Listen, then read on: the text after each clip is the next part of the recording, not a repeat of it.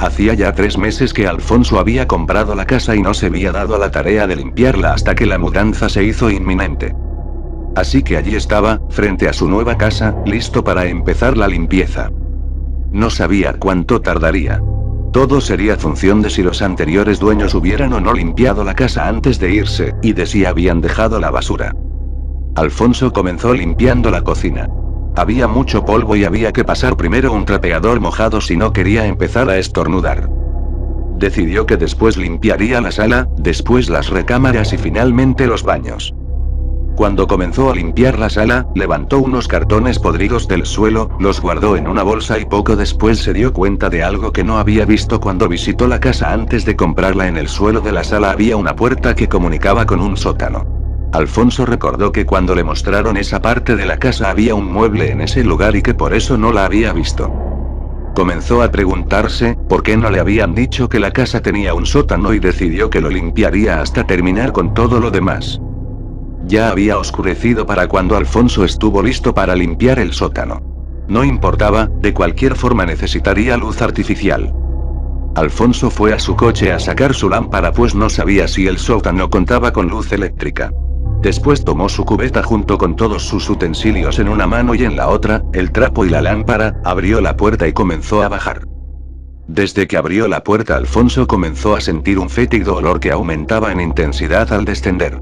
Al principio pensó que se trataba de las cosas húmedas que se dejan encerradas mucho tiempo, pero antes de llegar al final de la escalera, pudo darse cuenta de que se trataba del nauseabundo olor de las cosas podridas. Pudo ver un interruptor al final de la escalera y encendió la luz en cuanto llegó hasta abajo. Pudo ver en el centro del cuarto una enorme bolsa negra rodeada de diversos animales, moscas, cucarachas y un par de ratas grises que se dieron a la fuga en cuanto vieron a Alfonso. De pronto, el bulto comenzó a agitarse y Alfonso pensó lleno de asco que se trataba de un montón de ratas agitándose en el interior del bulto. En un instante, el bulto se desgarró y de su interior salió un horrendo y putrefacto cadáver. De ninguna forma podría decirse que Alfonso era un cobarde, en ningún sentido lo era. Pero aún así, no pudo evitar soltar un grito y saltar hacia atrás en cuanto vio a la horrenda masa de huesos y carne podrida. Comenzó a gritar y a abalanzarse contra él. Tampoco podría decirse que era impulsivo, pero era evidente que si no actuaba de inmediato, se vería en serias dificultades. Así que arrojó su cubeta contra el cadáver haciendo uso de todas sus fuerzas provocando con esto que el cadáver cayera al suelo.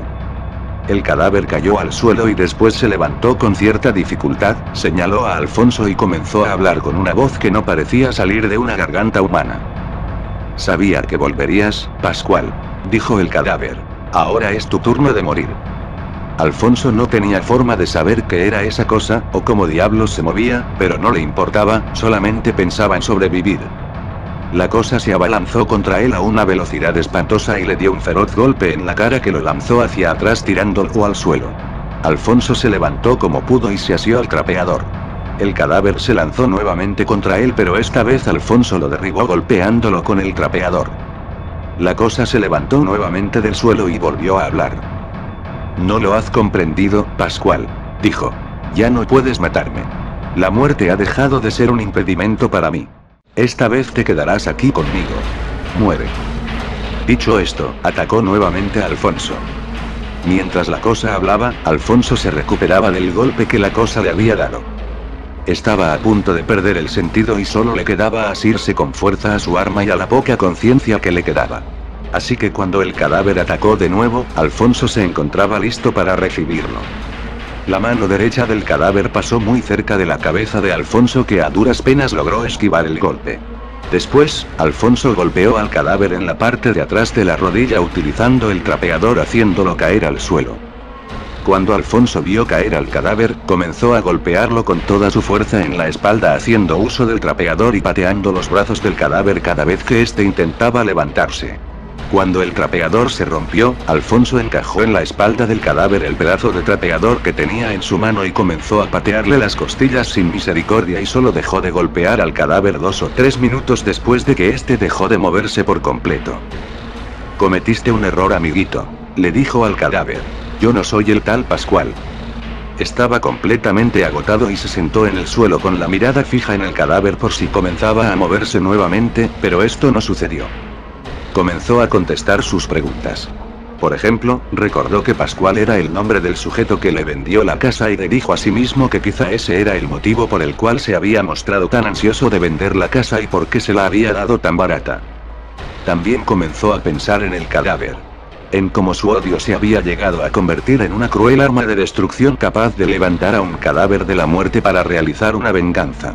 También pensó que el odio del cadáver no había sido capaz de vencer la férrea determinación de Alfonso. Cuando Alfonso llegó a su casa, su mujer lo estaba esperando. ¿Cómo te fue en la nueva casa, viejito?, le preguntó su mujer. Podría decir que bien, contestó Alfonso. Pero odio tirar la basura que la gente deja en sus viejas casas. En especial, odio las cosas podridas que dejan en los sótanos.